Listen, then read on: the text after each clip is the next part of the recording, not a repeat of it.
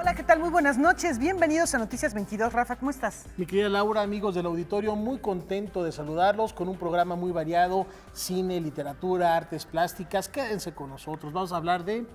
Esperanza Iris, la reina de la opereta. Vamos a platicar con Silvia Cherem para que nos explique por qué la importancia de esta mujer de los escenarios. Que hasta un teatro de los más importantes de la Ciudad de México lleva su nombre. Además, conoceremos a los ganadores del Festival Internacional de Cine de Guanajuato.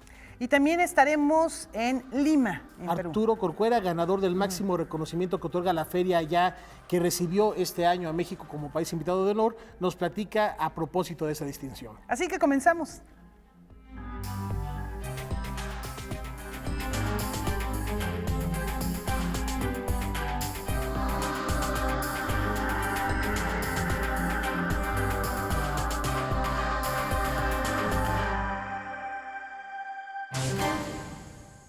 Comenzamos platicando de un artista originario de Ocotlán, de Morelos. Edgardo Aragón, que él centra su reflexión en las memorias enfermas, tísicas, que han hecho que nos acostumbremos a vivir en un estado constante de tensión, Laura. Un estado de tensión y también de violencia. Su obra se exhibe actualmente en el Museo de Arte Contemporáneo de Oaxaca. Los saqueadores de tumbas que, a pesar de tener pesadillas por su labor, continúan profanando la tierra, los desaparecidos que no encuentran justicia, los migrantes que regresan con autos que después terminan convertidos en chatarra y se convierten en un problema de contaminación, y los pleitos que hay por la tierra estéril, pero que vale como si se tratara de lingotes de oro, son los temas de los que trata el trabajo de Eduardo Aragón.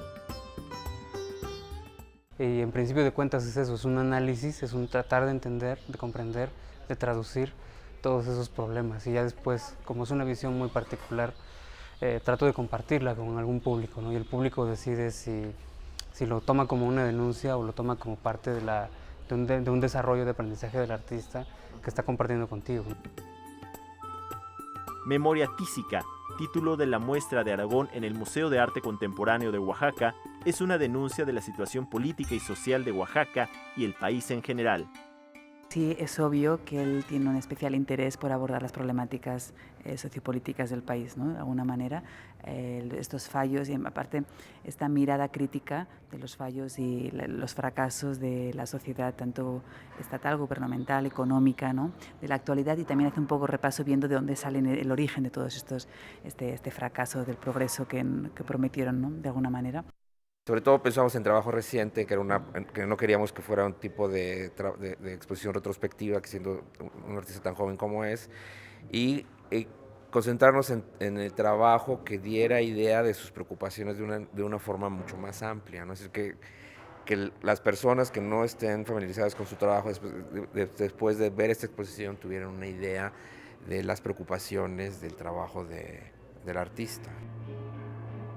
Originario de Oaxaca, Eduardo admite que es una falla en el sistema, ya que debió ser un jornalero en los Estados Unidos, trabajar de día y de noche. Sin embargo, estudió arte y ha podido viajar para mostrar su sentir sobre la modernidad que no trajo bienestar para todos, siempre con una carga de humor. Sí, hay ironía y hay humor negro, y yo creo que sí es muy importante tratar los temas de esa forma para no quebrarse uno solo la cabeza, ¿no? Porque si no lo logras asumir con humor, te puedes empezar a generar una serie de demonios internos de los que no puedes salir tan fácilmente, ¿no? De las piezas que presenta el Maco destaca una serie de relojes de arena colocadas en uno de los patios. El tiempo ha quedado detenido, como la justicia que no llega para las víctimas. Entonces la pieza un poco trata de hablar de todas esas cosas traslúcidas y de todo ese aire viciado que nos tratan de vender como verdad, ¿no? Entonces la pieza es un jardín en términos estéticos, pero es un jardín que representa las lápidas de todos estos estudiantes desaparecidos, que a su vez son la punta del iceberg de todo el aparato político mexicano de desaparición forzada, desde los años 60, 50 hasta ahorita, ¿no? Y que es continuamente hasta ahorita en nuestros días. Entonces usé la ceniza porque nos venden como una verdad la ceniza, pero pues la ceniza es el resultado final de cualquier proceso de destrucción. Para Noticias 22, Gonzalo González, Armando López, Alberto Aranda, enviados especiales. Y este equipo de enviados especiales mañana nos tiene una súper entrevista exclusiva. Una exclusiva con Francisco Toledo, qué está haciendo, qué está pasando con el Yago, todo lo que sucede allá en Oaxaca en materia de arte y cultura, no se lo pierdan mañana aquí en Noticias 22. Y ahora les vamos a platicar de los científicos, de los investigadores del mañana. Niños y jóvenes de primaria y secundaria que se reunieron en el Colegio Nacional para compartir los proyectos con los que buscan contribuir a la mejora del medio ambiente, inclusive del entorno social en el que viven. Vamos a ver de qué se trata. Los árboles de cedro, eucalipto. El pasado fin de semana se llevó a cabo la Feria Nacional de Ciencias Pauta, impulsando al talento de jóvenes científicos teniendo como sede el Colegio Nacional. Y esta es la celebración, la gran reunión en la cual presentamos los proyectos que han sido seleccionados para la Feria Nacional. Una de las cosas que proponemos a los jóvenes es pensar desde las necesidades, que pueden ser necesidades muy pequeñas, como por ejemplo, cómo quitar las manchas de las manchas de tinta que pueden tener una estudiante en su falda, hasta cosas muy grandes. Ha habido jóvenes investigando la desaparición forzada de personas, jóvenes investigando estructuras de moléculas que pueden servir como propuestas para ciertos medicamentos.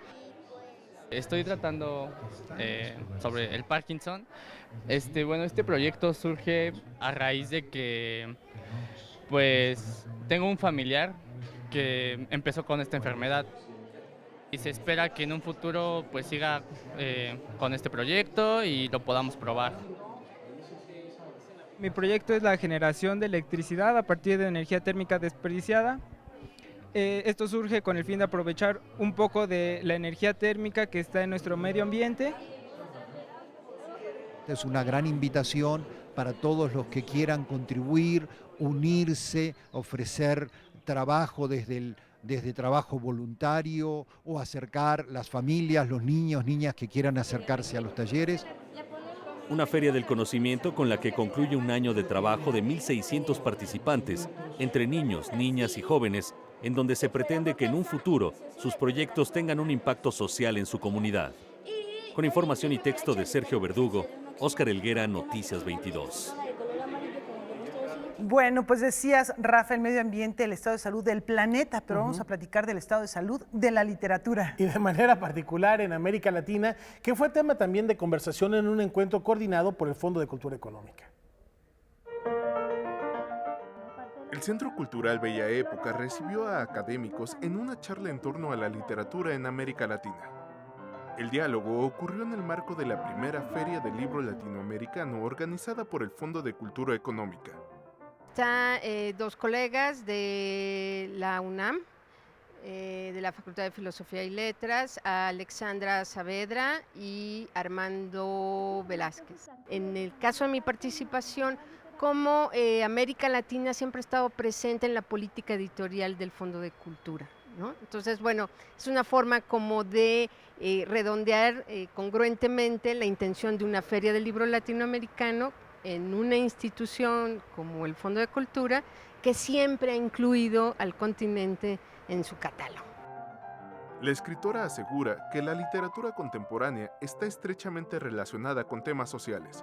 Por eso es importante ampliar el panorama de investigación y análisis. Bueno, es un poco hablar sobre cómo estamos observando y estudiando pues la literatura contemporánea desde distintos enfoques, por ejemplo, desde la experimentación, ¿no?, del lenguaje, pero también sobre ciertas condiciones como serían las migraciones, la desterritorialización de la literatura, ¿no? Es decir, cómo ya enfoques como literatura nacional ya no necesariamente son enfoques que nos permitan ver mucho más a profundidad los fenómenos literarios.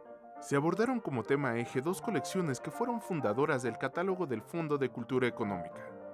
Tierra Firme, y Biblioteca Americana, ambas creadas en los años 40. Ver cómo ese continente simbólico, cultural e intelectual está en el germen del catálogo del fondo a través de dos colecciones históricas, como sería en este caso Biblioteca Americana, que cumple este año 70 años, pero que siguen vivas.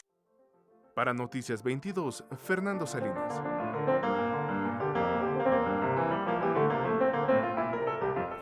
Ya es momento, Laura, de hacer una pausa. Regresamos para platicar de Esperanza Iris.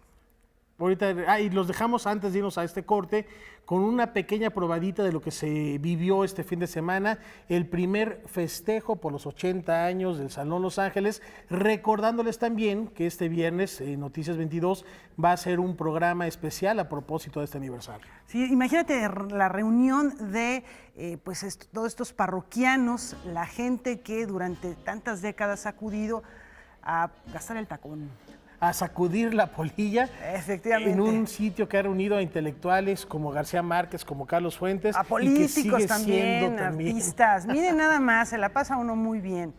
Y Canal 22 presente en esta celebración. Con esto los dejamos.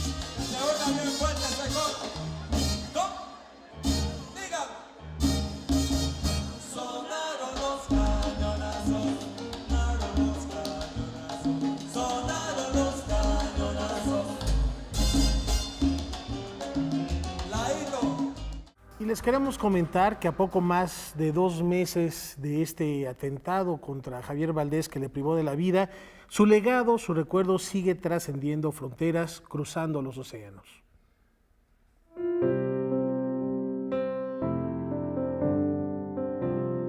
La tercera edición de Mala Hierba, publicada por Editorial Yus, se encuentra ya a la venta en España. Se trata de una selección de crónicas de la emblemática columna homónima de Javier Valdés Cárdenas, publicada en el semanario Río 12. Era para nosotros como o reflejaba nuestra voluntad de dar a conocer un libro que nos parecía importantísimo para México y muy notable en el contexto de la literatura mexicana. Incluimos una especie de glosario hecho con ilustraciones para que la gente en España pues entendiera algunos términos que probablemente no podría entender de otra manera. El asesinato de Javier Valdés ha tenido un gran impacto en España, donde se le concedió a título póstumo la placa de honor de la Asociación de la Prensa de Madrid. Es uno de los primeros libros que yo digo que toman la perspectiva moralmente correcta, que es atender a lo que le pasa a las víctimas y no a los victimarios. Y evita así una cosa que está siendo muy común en México cada vez más, que es que el protagonismo que se le da a los narcos se convierte casi en homenaje, ¿no? Y los narcos en figuras a seguir. De alguna manera, la historia del propio Javier Valdés desafortunadamente podría haber estado narrada en las páginas de Mala Hierba. Él hablaba con absoluta soltura de estos temas y con pleno convencimiento de que tenía que tener mucho cuidado porque se estaba jugando la vida. Y este condicionamiento y esta naturalidad no hace sino hablar bien de Javier, de su valentía, y hablar muy mal de la situación en México, porque esto, parafraseando a García Márquez, era la crónica de una muerte anunciada, y esto hace que su asesinato resulte una realidad todavía peor. Para Canal 22, desde Madrid, España, Francina Islas, corresponsal.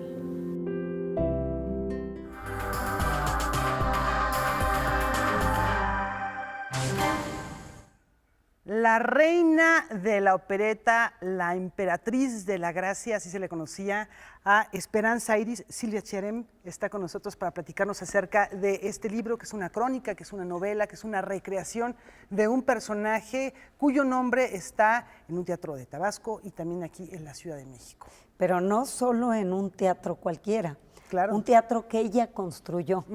En 1918, estamos a 100 años del teatro, esa fue su enorme ilusión de Esperanza Iris, y ella, con el dinero de las giras que hacía en plena revolución por toda América, por Cuba, por España, el rey de España la recibía, Jacinto Benavente la fue a ver. Le entregó un reconocimiento. Y Joaquín Sorolla la pintó. Era una figura fuera de serie, no solo como cantante, sino como empresaria. Una mujer que rompió todos los cánones cuando ninguna mujer tenía espacios como los que ella lograba con su trabajo. Y al mismo tiempo, una vida de tragedia que la condenó al olvido. Esa es la historia. En la que están incluidos, por ejemplo, sus hijos. Mira, murieron, eso es la parte terrible. Quizá por una esquina ciega que el destino le tenía deparada, sus 3 hijos murieron.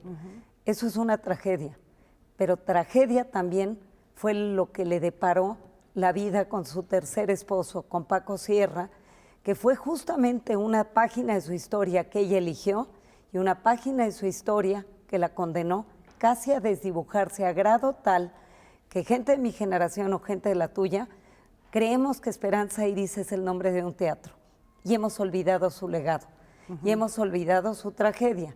Yo les digo siempre, porque cuando estuve escribiendo la historia me topaba con gente mayor, gente que a lo mejor en 1952 tenía cuando menos 10, 15 años. Y yo les pregunto, o les decía, estoy escribiendo sobre Esperanza Iris, y la respuesta inmediata era, ¿y vas a hablar de Paco Sierra?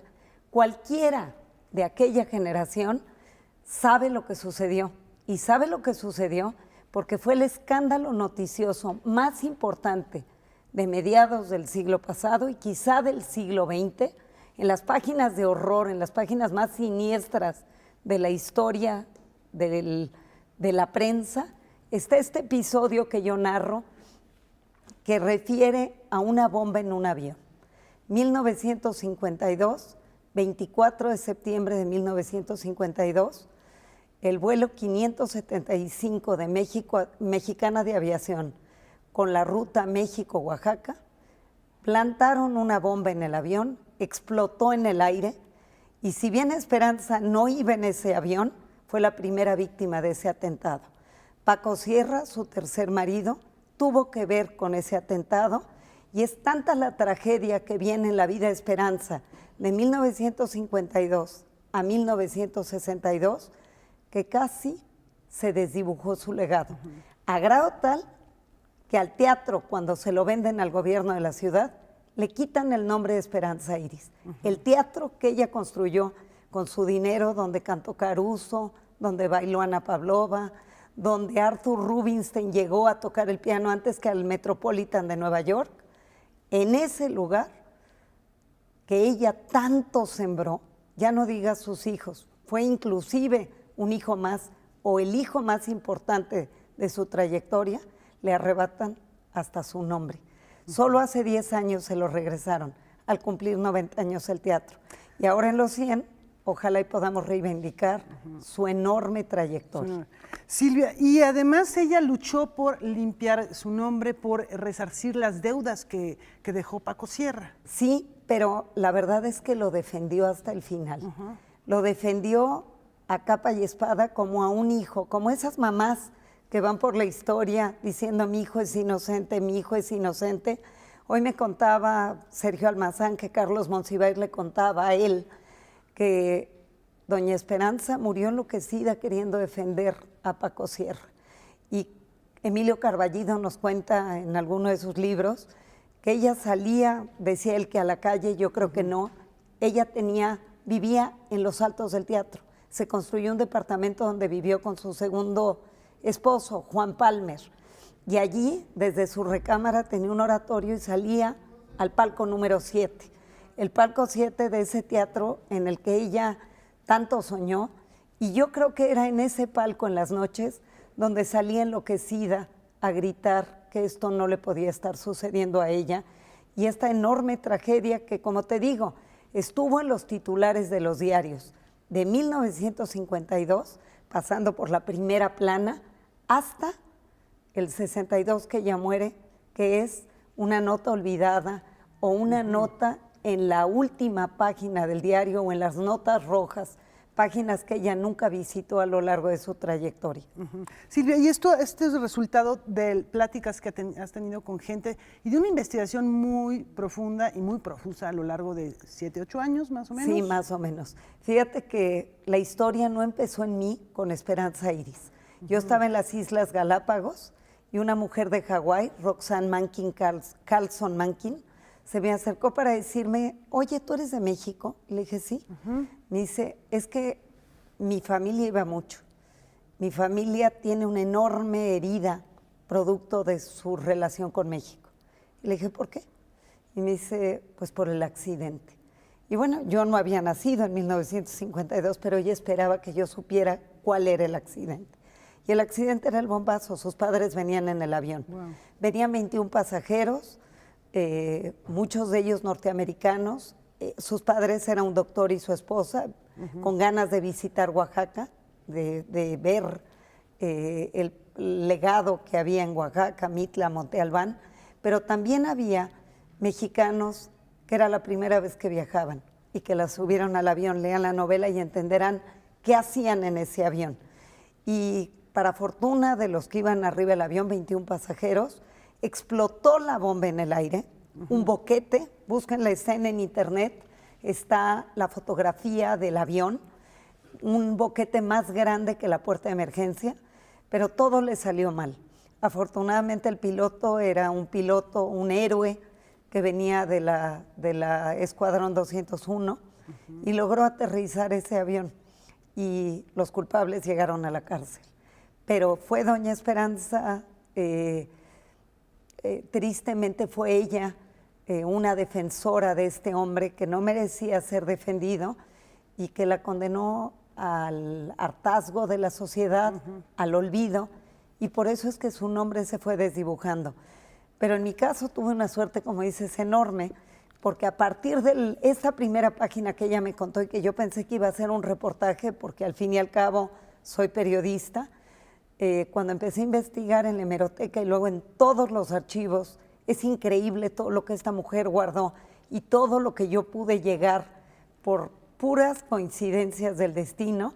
Y cuando estuve explorándolo, vi que daba para una novela, y para una novela que es una historia verdaderamente espeluznante, siniestra, trágica, y como decía doña Esperanza, todo lo tuvo a manos llenas. A manos llenas tuvo todo el éxito imaginable y a manos llenas también tuvo todas las tragedias de las que uno pueda concebir en una sola persona.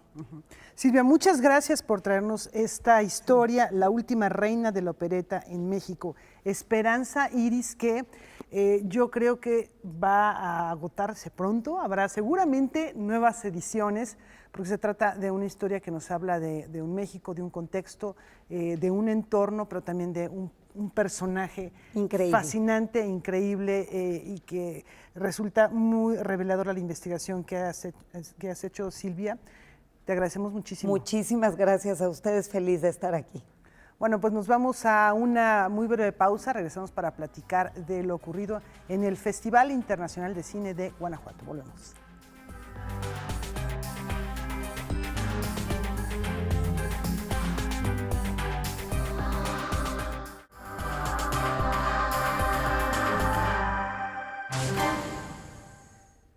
3 días de cine en Guanajuato y aquí está Julio López para platicarnos. Hay quienes aseguran que fue la lluvia, otros dicen que fue el hielo, lo que le dejó la voz así a mi querido Julio, después de hacer este balance de la fiesta cinematográfica del Bajío. No te hagas, me dijeron que te gustaba mi voz sensual. ¿Cómo te fue, Julio? Pues Platícanos. padrísimo. 20 años del GIF se dice fácil, pero en realidad hay un montón de trabajo atrás de este festival que se ha convertido en semillero. Ahí ponían entre los que habían estado desde el principio a Amad Escalante, que ahora es uno de los directores más reconocidos en el mundo. Ahí también presentó Alejandro González Iñárritu su primera película, Amores Perros.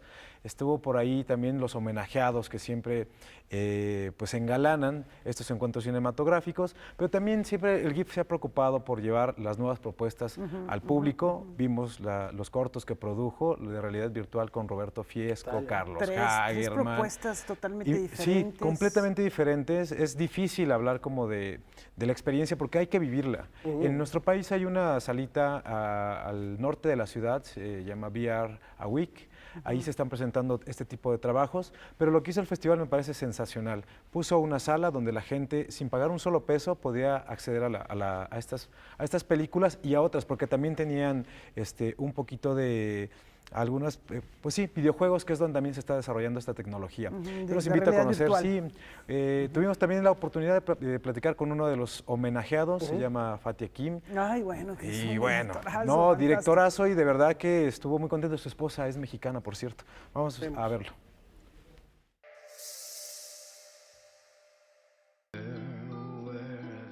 Después de varios años de ser invitado al Festival Internacional de Cine de Guanajuato, por fin el director alemán Fatih Akin pudo asistir a este encuentro cinematográfico para recibir la Cruz de Plata, el máximo reconocimiento que otorga.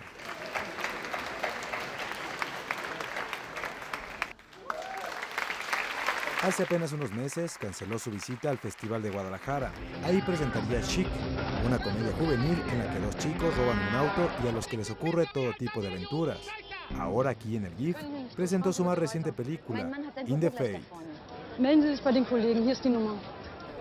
I do move in circles, maybe, you know, so it's like I experiment and I try things out, but sometimes I think all these experiments and experiences I do, you know, I can use them for my more personal films, maybe, you know. Esta es la historia de una mujer que tiene que asimilar la muerte de su esposo y su hijo, víctimas de un atentado racial.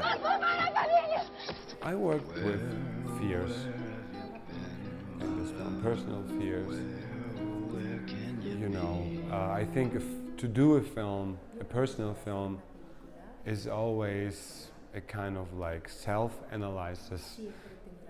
You know, I have this superstitious thought that if I do a film and I can put my fears into it, I can get rid of the fears. It's not like simple as that, you know? Es una película dividida en 3 partes y cada una de ellas tiene su propio estilo. La primera es un drama, la segunda es un filme de suspenso y la tercera parte es un thriller. So to make it easier for the audience to accept the changing of styles in the film, I divide the film into chapters.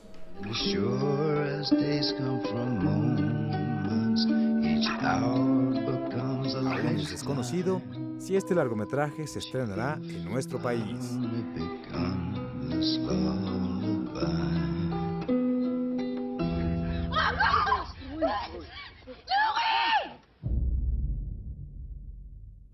Pues ojalá que sí llegue y que también te llegue Chic, porque también es divertidísima película. En realidad le hace falta una retrospectiva a este director. Sí. Y bueno, este es solo uno de los invitados que estuvieron en el marco del festival, que al final terminó un poco tropezado, porque tenían preparado un gran concierto que al final no sucedió. También hablé con Sara, ¿no? Sara Hawk, a propósito de lo que había ocurrido, y esto fue lo que nos comentó. Vamos a verlo.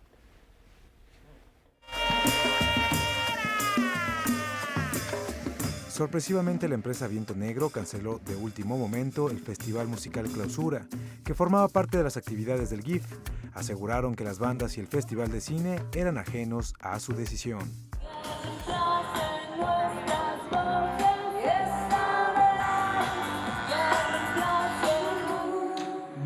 Como parte del programa Cine más Música, se tenían contemplados 5 conciertos gratuitos y uno comercializado en la Alhóndiga de Granaditas. Los primeros se realizaron sin contratiempos. En San Miguel de Allende se presentó Arial, Quiero Club y una breve participación de la cantante Milk.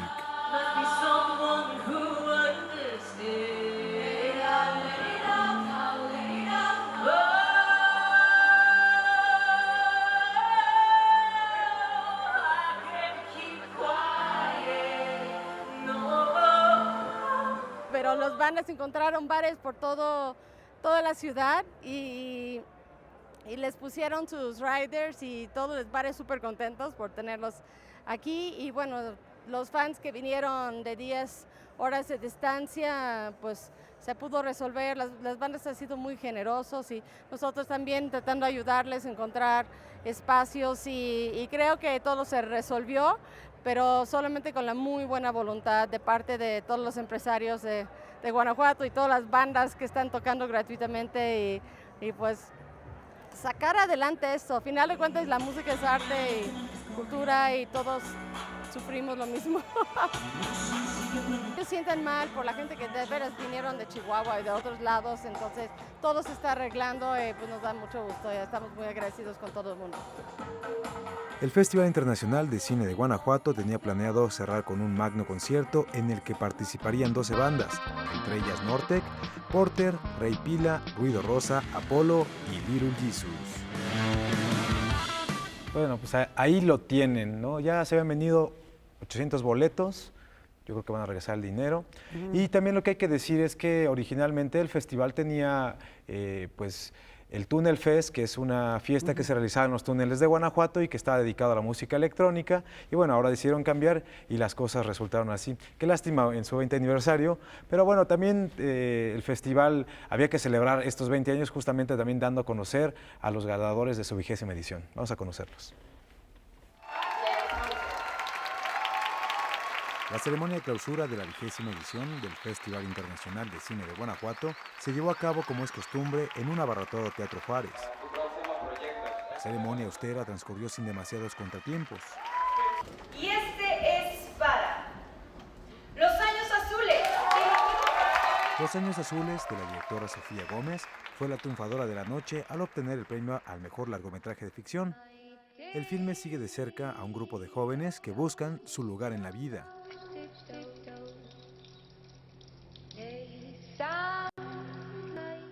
Y bueno, ahora sí toca el turno al premio al mejor documental que se llama Etiqueta No Rigurosa. En el apartado de largometraje documental, el premio se lo adjudicó Etiqueta No Rigurosa, un trabajo valiente que retrata el proceso de la primera pareja del mismo sexo que intentó contraer matrimonio en Baja California. Nuestra vida puede durar 1 año, 2 o el tiempo que sea, pero yo lo quiero pasar con él. Y el premio de la prensa lo obtuvo Ayúdame a pasar la noche del director José Ramón Chávez. Una historia que gira en torno a la fragmentación de una familia. La adicción de la madre al juego es el detonante de la película. Al recuerdo Como es costumbre, la ceremonia concluyó con la tradicional foto de todo el equipo que hace posible el Festival Internacional de Cine de Guanajuato.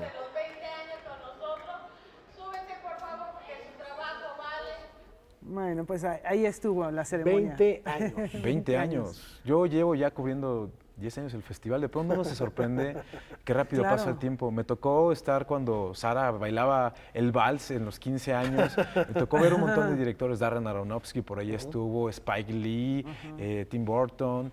En serio que de verdad pasa volando el tiempo y lo que yo siempre he reconocido es este espíritu de gratuidad que tiene el festival, donde la gente puede accesar prácticamente a todos los eventos sin ningún costo, salvo algunos como el concierto que ya veíamos, el Túnel Fest que tenía un costo y que también movía muchísima gente ese último fin de semana a la ciudad a divertirse. Pues celebramos los 20 años con Sara Hawk, por supuesto, celebramos su trabajo, Julio. Ya los ganadores, ¿bien distribuidos los premios?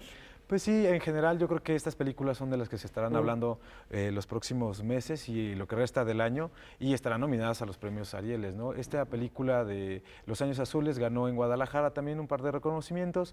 Ayúdame a pasar la noche, es una producción del CC que también es bastante bien, que muy pronto va a estar también aquí en la ciudad dentro de un festival que se llama 24 risas por segundo. Ahí la van a poder ver si no es que no pudieron verla en Guanajuato. Bueno, eso es lo importante, que se puedan ver las películas que están siendo premiadas, que están siendo distribuidas, que están festivaleando, ¿no? Y que las podamos ver en las salas de cine en toda la República. Y en contraste, los grandes blockbusters que están arrasando el verano, bueno. Julio. Pues está El Planeta de los Simios, la tercera parte, estuvo por aquí Andy Serkis, me parece que pues no me tocó estar aquí, ¿no? Pero uno de mis compañeros sí tuvo la oportunidad de estar presente en la conferencia de prensa. ¿Por qué no vamos a verlo?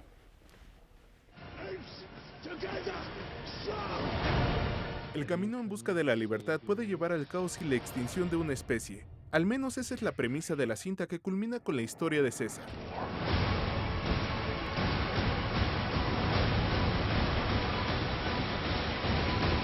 El planeta de los simios, la guerra. Obviously, an allegory for the human condition. When we're looking at the apes, they are 3% genetically different to us, and they look very different. But of course, they're our closest cousins, and these films are not supposed to be satirical in a topical sense. They're not just commenting on exactly what's going on today. They're commenting on aspects of the human condition and the perils that we face if we choose to ignore the ability to be empathetic to our fellow humans and also to the other creatures that we share the planet with. La película es dirigida por Matt Reeves y protagonizada por Andy Serkis, actor conocido por su interpretación de criaturas animadas digitalmente a través de un sistema de captura de movimiento. When I get a script, it's very much about the character and the story. And if there's something that I feel very close to or connected to, it doesn't make any difference if it's a live action character or performance capture. But what I do love about the process of performance capture and why I have played so many roles using that technology is because it's the most liberating tool for an actor. Aunque este capítulo cierra el legado de César, Andy Serkis indicó que el desarrollo del planeta de los simios puede continuar hasta alcanzar la historia original de 1968. This is the end of a particular chapter, which we have called the Caesar cycle, the Caesar story, because we wanted there to be a closure to the creating of a legend, really, like a mythical figure, almost like a religious figure, so that the apes in the future could point back and say, this was the character, like a kind of Moses character. This was the character that brought about the freedom of apes and created our society. And so ends the Caesar story. But it doesn't mean that that's the end of Planet of the Apes movies, because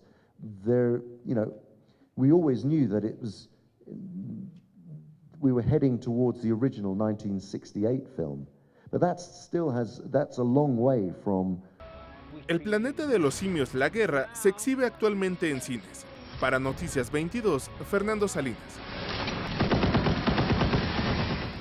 Bueno, pues a sorprenderse, ¿no? Con los nuevos efectos especiales, con esta yo me quedo con historia. las anteriores. Pues la sí, de los 60 hay que volver a la 60, mirada. 68, sí, qué gran película, ¿no? Con Charlton Heston. El jueves va a estar por aquí Luc Besson presentando su más reciente película. Pues habrá que verla también. Hoy la voy a ver, no mañana la voy a ver. Nos platicas el jueves. Sí. Gracias, Julio, y con esto nos vamos a recorrer el mundo.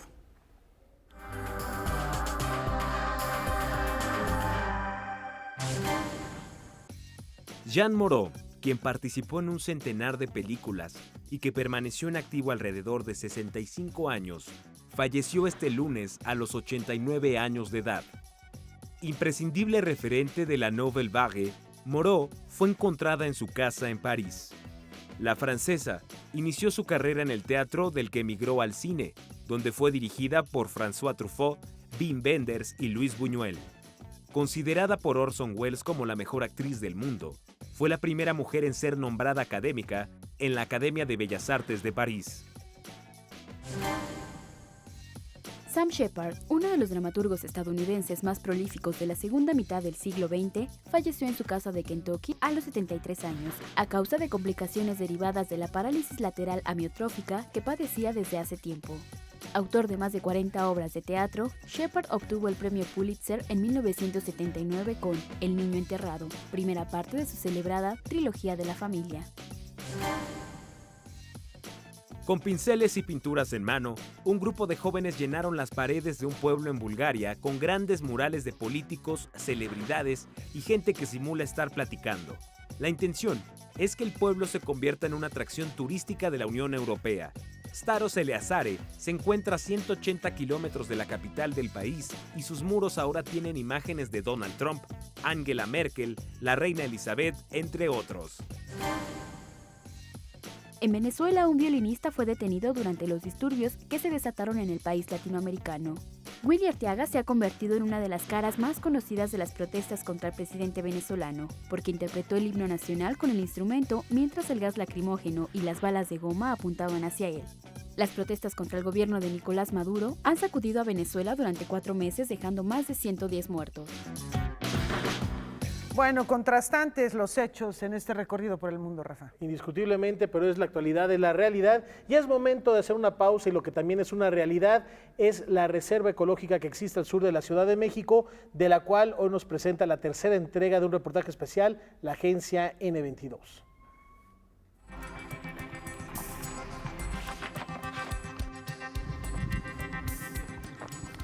Para hacer monitoreos de investigación, te comento ahí varios proyectos, y nosotros ponemos las trampas y hacemos el manejo con el fin de tener información de los animales. Este es el número, nuestro número de identificación de este organismo. La finalidad es liberarlo.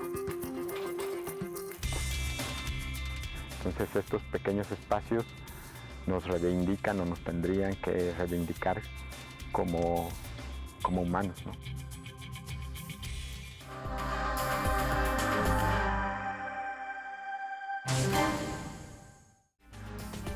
En Lima, Víctor Gaspar entrevistó al ganador del máximo reconocimiento que se entrega en la Feria del Libro de aquella ciudad. Así es, en Lima, Perú. Este es el reporte. Continúan las actividades, les recordamos, hasta el 6 de agosto, donde México fue invitado de honor. Y esta es la entrevista con Arturo Corcuera.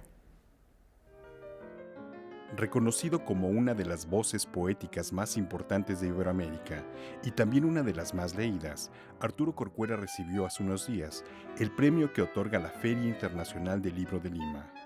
En ocasión de este homenaje, el autor recibió en exclusiva a Noticias 22 en su casa de la capital peruana. La poesía, en primer lugar, a mí me ha interesado siempre que llegue a todos. Me ha interesado siempre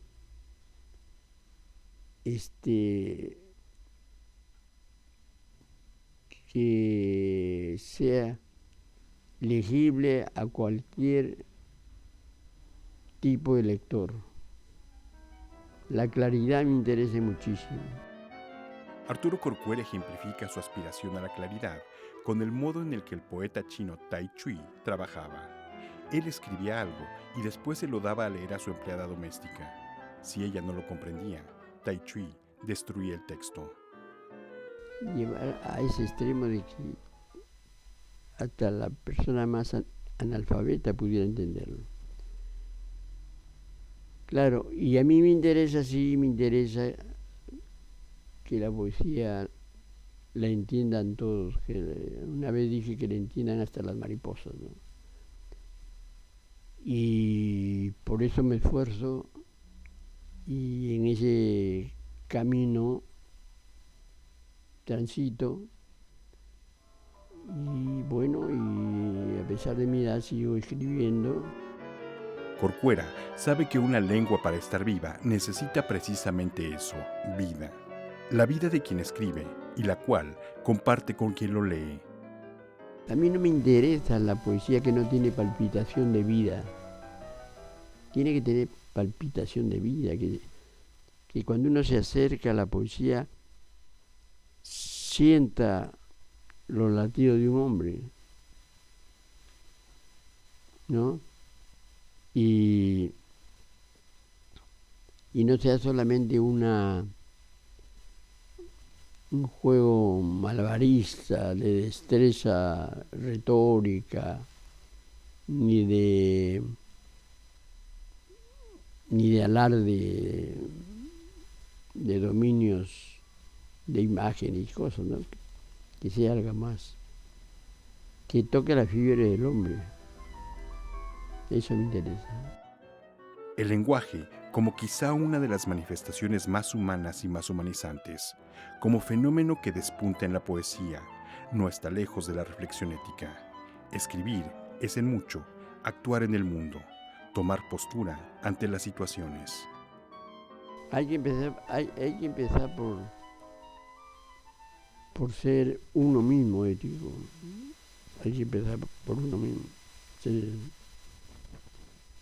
Yo digo en un poema que el poema se le parece a uno cuando nace, en el modo de andar, en la mirada, en la forma de saber comportarse. Entonces estoy ahí exigiéndole una ética al autor, ¿no? Y que sea también pues un hombre solidario, ¿no? Que defienda causas justas, que defienda los valores humanos, que defienda los derechos humanos, que defienda... O sea, todo eso es como un compromiso ético de un escritor. Y eso no debe soslayar, ningún autor que se respete debe soslayar eso, ninguno. Ya la Torre de Marfil y Encerrado, entonces no funciona. Además el pueblo pide, tiene necesidades.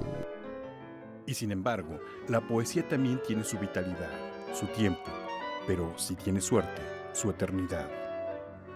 La poesía, como cualquier ser mortal, también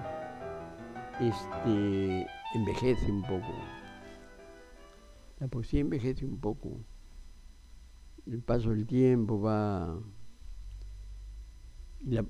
por eso la poesía que tiene esa frescura, que mantiene esa frescura, son los clásicos, porque pasan años de años y vuelve una vez y carambas.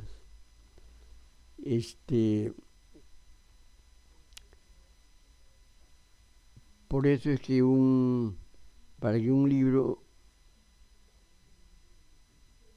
se considere clásico tiene que haber lo leído varias generaciones, debe conocerlo la gente aunque no lo haya leído, haya tenido traducciones, se haya publicado en otros países, en fin, una serie de factores, ¿no?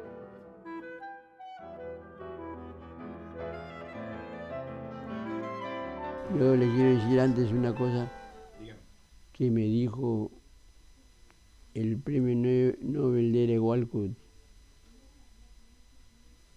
que si los políticos leyeran poesía, el mundo sería mejor. Desde Lima, Perú, Guadalupe Alonso, Armando López y Víctor Gaspar. El canario es el grillo en la edición de la mañana. Reza uno de los tantos poemas del maestro Corcuera, y más que merecido este reconocimiento y este homenaje allá en la Feria Internacional del Libro de Lima, Perú. Muy buena cobertura la que realizó nuestro equipo de enviados especiales a esa ciudad, a esa capital. Y ahora vamos a platicarles acerca de un espectáculo en el que participa el niño prodigio Sergio Vargas. Ya estuvo aquí Mario Van Martínez con nosotros para hablar de estos 20 años de historia, pero vamos a ver qué significa para un talentoso joven participar con él. En un hogar sin... Desde hace 20 años, la parte medular del desempeño profesional de Mario Iván Martínez gira alrededor de brindar dignidad y diversidad a la oferta para niños a través de propuestas teatrales como el repertorio que ofreció el fin de semana pasado y que lleva por título La música y los cuentos. Voy a hacer Pulgarcito, de Pulgarcito, y voy a tocar Mamá la Oca de Ravel con el maestro Alberto Cruz Prieto. Me encanta, es mágico. Con el fin de acercar de manera lúdica a niños y jóvenes a la literatura y la música, el cuentacuentos ha forjado una industria personal y entrañable. A veces, pues hablo un poco. ¿Qué más hago? Como hago como que corro, más o menos. ¿No? Corro con él. Y así. Si tuviera que decidir entre la actuación y la música, Sergio afirma: tocar el piano. El programa se integra por cuentos clásicos, con música interpretada en vivo al piano por el prodigioso niño pianista mexicano, originario de Torreón, Sergio Vargas Escoruela, y su maestro, el reconocido músico Alberto Cruz Prieto. Con respecto a la diferencia de tocar con una orquesta o un espectáculo escénico, el talentoso infante afirma: Sí, la disfruto igual, me gusta igual. Claro que aquí el acompañamiento es el piano y Mario Iván es el solista, así por decirlo.